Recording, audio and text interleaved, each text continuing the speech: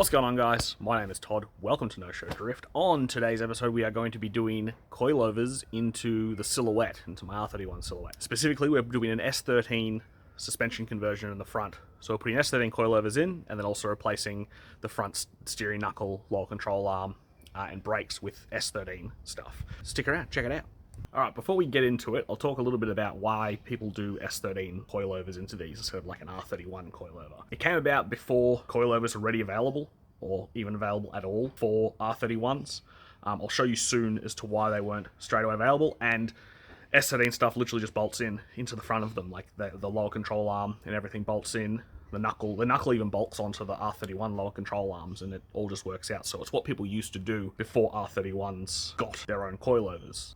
Matt Tuckett from Angry Industries, he has a coilover kit for R31s now, which involve cutting your struts for the little knuckle on the bottom that you then weld onto a coilover. He does all of that for you. If you contact him, Angry Industries, he does R31 coilovers. The reason I'm doing S13 stuff is because it's kind of all I know. I've always done S13 coilovers in my R31s.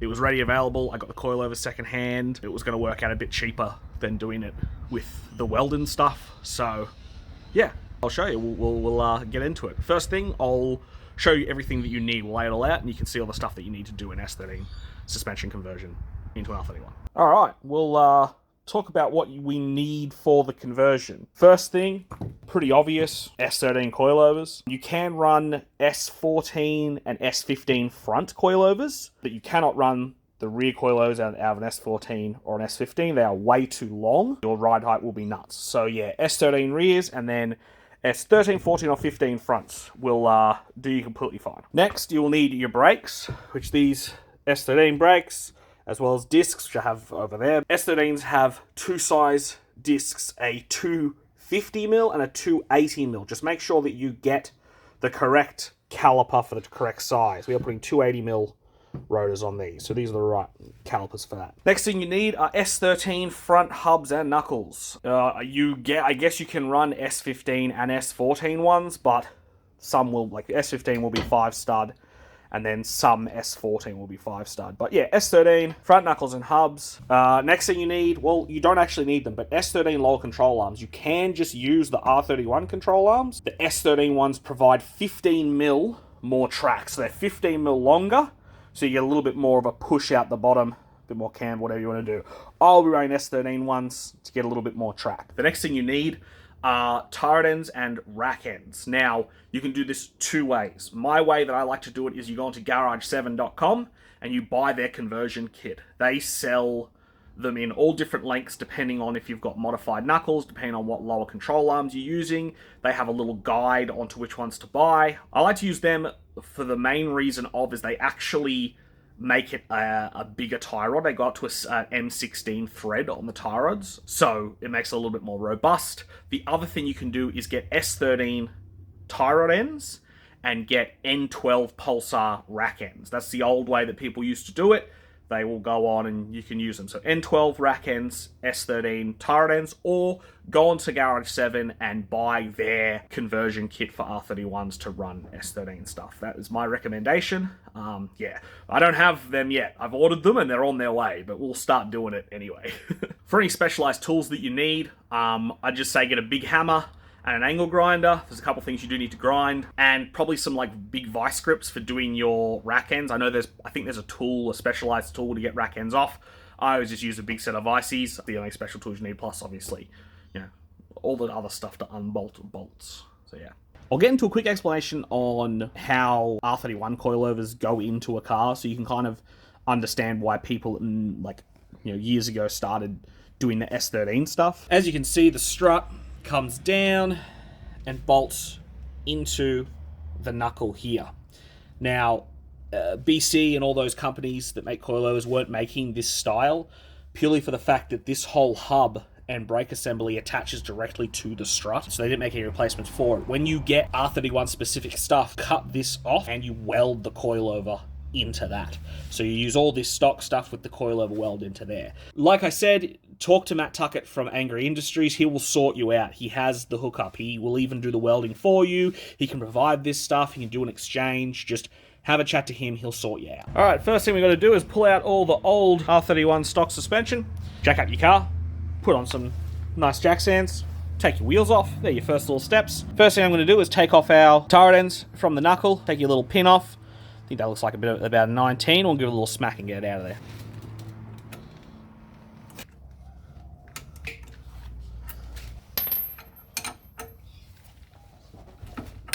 I always like to leave it on a little bit. Don't smack the top, smack the side.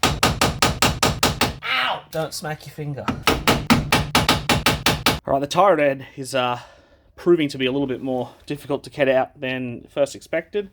This caliper is in the way a little bit, so I'm just going to unbolt him. I usually leave it all together, but it's in the way, so I'm just going to undo this guy to get him out of the way, to get that turret out of that knuckle there. There is a 17mm for the line, and I believe it's 17mm for those bolts as well, possibly 19s. I forgot to mention, you will need to bleed the brakes after all this, so you'll need a mate, some brake fluid, all that kind of thing.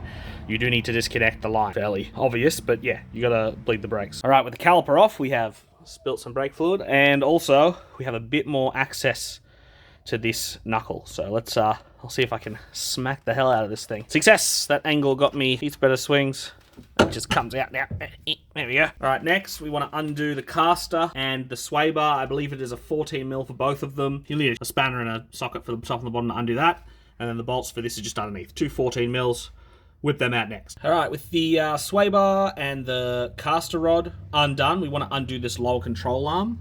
You got a 17mm bolt there. There's also like, obviously it looks like there's a nut there, but that, if you can see, there's actually a bracket that holds that. So you just have to undo this side, and then that bolt will just slide out. All right, with the LCA bolt undone, that's completely free. We'll go up the top here and undo these 3 bolts, 14mm, and that strut should just fall out of there. I mean, it should fall out. I think it's gotten caught on something. Oh, there we go. That's heavy. Oh, shit. Oh, there we go. All right, repeat all those steps on the other side, and then we can get into putting the new stuff in. It has been a minute. I have been sick. I started a new job. I've been very busy. Very sick, very busy. We're continuing the S13 coilover conversion. I mean, it was kind of good. I ended up actually getting more parts. Let's go have a look. I ended up getting my order from Garage 7, which is their rack ends, turret ends, and some boots as well. Also got some spacers and tires for the wheels that I'll be running. Obviously, that's got nothing to do with the conversion, but yeah, we've actually got all the parts that we need now to do a proper S13 coilover conversion. So I'll get under the car, we'll pull these rack ends and turret ends off, and then yeah, we can start putting this all in. Exciting. All right, this is the stock R31 rack end and turret end. Here's your boot. They're usually held on with either some wire or cable ties. These are actually still really good on this. All the rack's been refurbished and rebuilt or replaced on this thing, which is very nice to see. I usually like to push the rack in a little bit, just so you're not putting as much leverage on the steering rack itself when you undo your rack ends. Now we're lucky these ones have a little slot on them to fit a shifter. Let's see if we can get this undone. Oh, that's tight. The other side's better, you can kick it. You can actually kick it from the front. There we go. Oh yeah, she's tight. All right, first after putting this all back together, we're gonna put this rack end and turret end and boot on. One extra thing that I don't think I mentioned before, GK Tech rack spacers, the little slip-on ones, fit onto R31s completely fine. Yeah, I'd recommend grabbing these, get a little bit extra lock out of it. Easy as to put on. I'll show you. All right, firstly, they usually come with this little washer here. I'm sure a mechanic could tell me exactly what that's there for, but I always ditch it. Get your little GK Tech washer. Easy as, just goes on the end of that like that. And then you can wind that straight into your rack. I would recommend putting on some Loctite, purely for the fact that using the rack spacers takes away a little bit of thread. So I like to use Loctite with these together, so you definitely know they won't be coming off. Just to your discretion, do it up tight, all that kind of thing, you'll be fine. Yeah, so Loctite onto this bad boy, throw it on there. As you can see, I'm using vices on this one just because the little flat edges were a little bit too wide for my shifter. Alright, that's all done up snug and tight. We will put our little boot on now.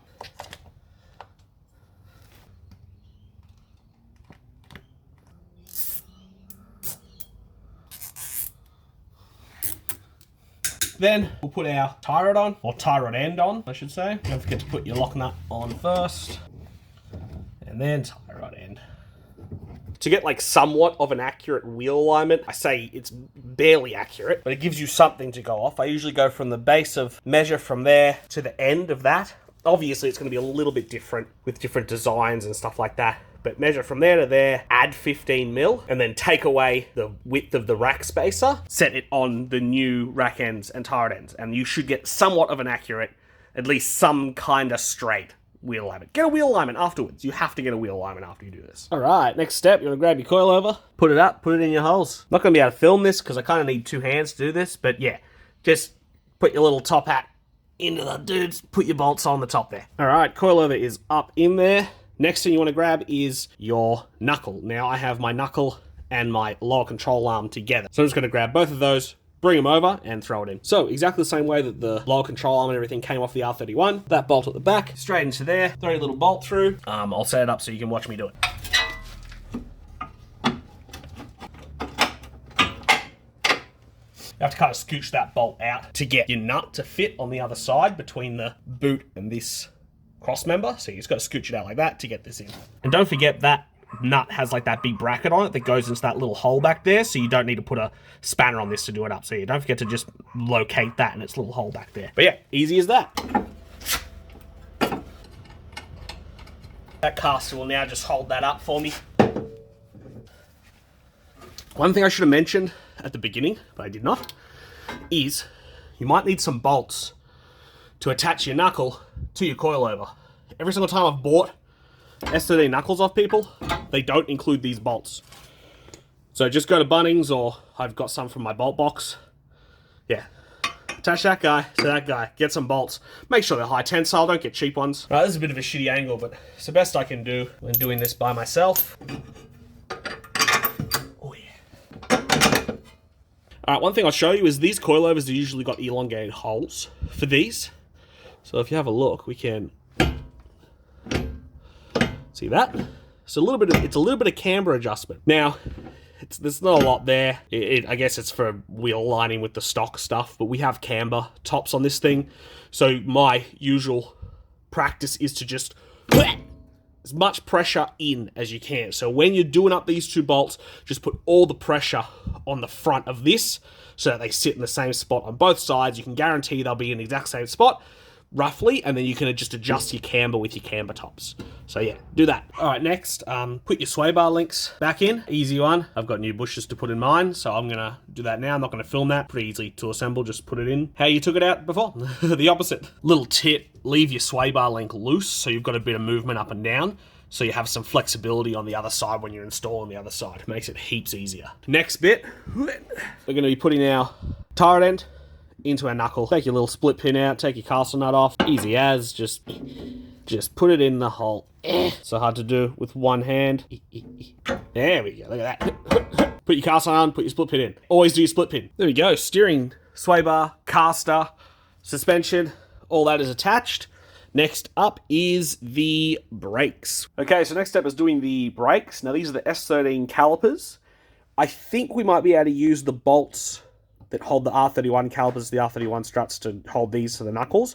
I will test that in a second. When I go to put them on the car, I'll test that then. For now, we've got the lines. Now, I'm pretty sure you can use the S13 lines. You just have to like connect these to the hard line. I've never done it before. What I do instead is use the R31 lines, and if you can kind of see here, there, and there are two little tabs that hold this dude straight.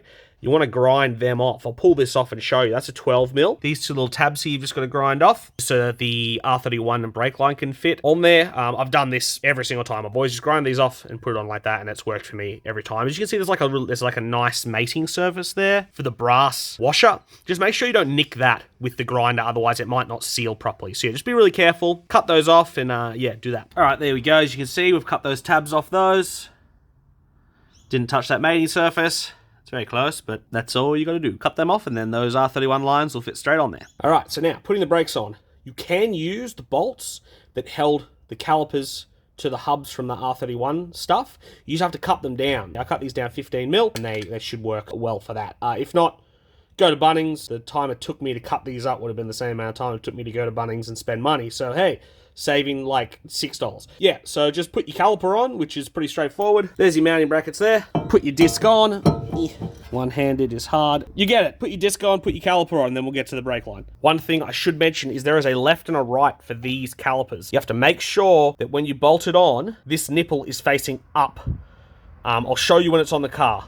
Yeah, you just want to make sure that this nipple is facing up. If you got them the wrong way around, it faces down and you can't bleed them properly. So I will show you in just a second what I mean by facing up. All right, so there's the caliper bolted on. As you can see, that nipple is at the top here.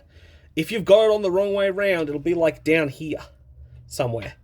Yeah, just make sure that's at the top of this body back here. Make sure it's at the top of this body back here, not down here, up the top, and it'll bleed up properly. All right, next, get your line. This is the R31 line with the bolt and everything. Make sure you get your little brass washers on there. And yeah, you just screw that into the back of your caliper. Do that nice and snug, and then you're ready to bleed the brakes. Okay, now that's the front, all done. All you gotta do is bleed your brakes up.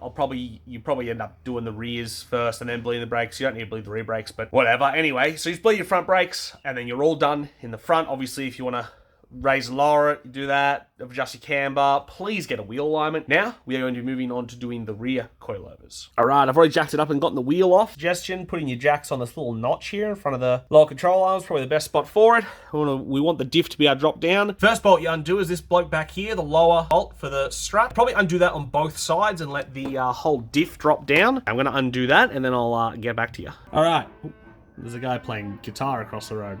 Hopefully you can hear me properly.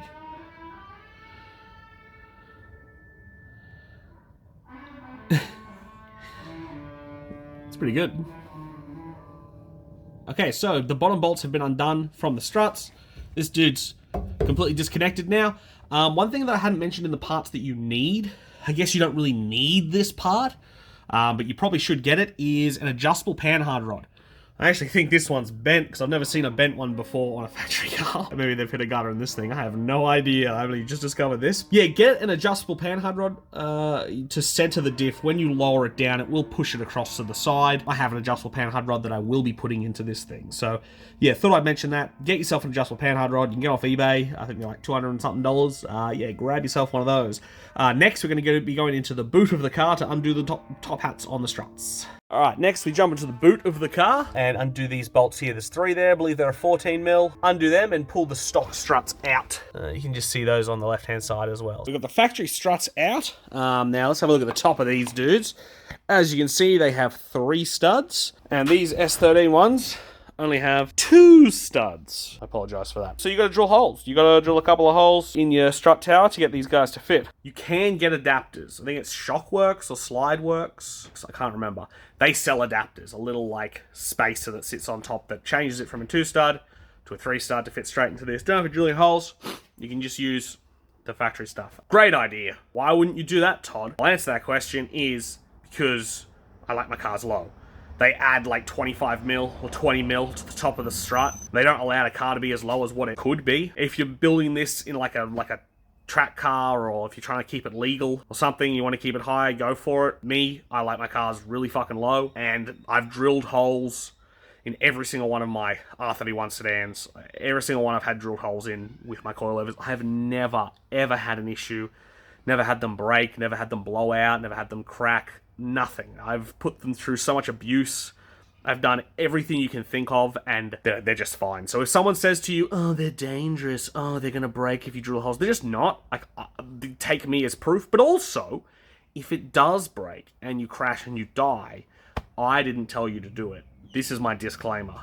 I'm not telling you to do it. I'm just telling you that it's safe. Wait. I'm not telling you to do it. I'm just telling you that you can do it. And that I've never had any issues. You might have issues. And if you do, and you tell them that I told you you could do it, I didn't say that. I didn't say that. Buy the strut tops. Don't drill holes. That's dangerous. So anyway, I'll show you how to drill the holes. One thing I like to do is pull this top hat off so I can create like a bit of a stencil, so I can put it up in there and like mark where the holes need to go. make sure your spring isn't under load. Loosen off these dudes. I know this guy's loose. I'm just going to undo this top one, and we'll pull this top hat off and be able to use that. All right, so we have our top hat off. I'll just show you up here. This is up into the strut towers. You can see the 3 there. What we're going to do is... Oh my god, there's a wasp nest in here. I'm going to put like a little glob of grease or something on top of each one of those dudes. Kind of center it, put it up there, touch it on where it goes, and then see if it's centered, see if it's in a good spot. And if it is, we can drill the holes. All right, you can see those 2 blue dots. That is where I have determined I'm going to drill my holes. Just on the side of the little hump in the middle of the strut tower thing there. So they'll just be on the outsides of them. Yep, gonna drill them holes out now. And we'll test out our strut top in there. All right, as you can see, we have 2 new holes there for our top hat. And I'll just try and demonstrate me putting it in and it being perfect. There we go. As you can see, you can actually see the old stain from the stock struts. You can kind of line the thing up into the center of, let's see that it's going to be center. So yeah, I took the time and drilled those holes nicely, and yeah, we got a good result. All right, with the holes drilled, we're ready to put our coilovers in. You will need new bolts for your top hats. The R31 ones will not work. And also, you do need to trim this eyelet, the bottom eyelet down. This metal bit here, you got to like cut a bit off it. Usually about, I think it's about 5 mil usually. These look like they've been cut before. I don't know why. The dude said they came out of an S13. Don't know why they would have been cut, but I'm just going to go see if they'll just fit in. Yeah, usually if you bought like BCs or something like that, like something new, you will need to trim this eyelet to be just a little bit thinner. I think it's about 5 mil off one side. I think one side even sticks out a little bit. You can kind of tell which side you need to trim. So I'm going to go throw these in and see how we go. All right, we've got the coilover in there. The top hat's installed and like bolted in. Bottom hasn't done up yet. I've put both sides in, and I'm going to jack the diff up to the coilovers. I'll just straighten out these eyelets so they'll slot in. But yeah, I'm just going to jack it up. Usually having 2 people here is ideal because some person can line up the coilovers and the other person can jack it up. But I'm going to do it by myself and just see how I go. So yeah, I'm just going to do that now, and we'll go from there. Firstly, before I bolt the coilovers up, I should mention this dude right here. That is a bump stop for the center of the diff. If you're gonna be running your car very low, I suggest removing that. It's just 2 10mm bolts. One of my old cars, I actually ran really low, and I remember lowering the rear once, or going to lower the rear once, so I wouldn't go any lower. Turns out it was just this bump stop in the middle. So yeah, 2 10mm bolts. If you're planning on going low, rip that bad boy out because it will get in your way. So I'm gonna pull that out now before I bolt up the bottom of these coilovers to the diff. All right, I've done up the bolts for the bottom eyelet on the coilovers. I'm going to do the panhard rod now. On this side, on the passenger side, it's a 19mm. That just slips off like a stud. And then this side is a 17mm on the other side of that. That's like the bolt side. The nut side's on the other side. Just undo those, and then put your adjustable panhard rod in. Easy as. All done. That's it. You've put S13 coilovers in your R31. Congratulations. I'm excited. This thing looks like it's going to be pretty low. I think my rear coilovers have been modified to be lower. They look like they've been cut and re-welded. So I'm going to throw some wheels on this thing. Let's get on the ground. Check it out. See how low it's going to sit. I'm very excited. All right, it's on the ground. I am stoked. I am so happy. The rear is sitting very nice. We're about 65 mils off the ground from the chassis rail. It will go lower when we put smaller tyres on it. These are some big tyres. These are like a 205/65. I've got some 195/55s for it. It'll sit so good. I'm so excited. Coilovers have another 20mm to go, or 25mm to go down, so we can go lower in the rear. So I'm just so psyched on front. It has heaps more to go. Tyres are going to be smaller. I'm going to drive this out. This is awesome. I'm hyped. Super hyped.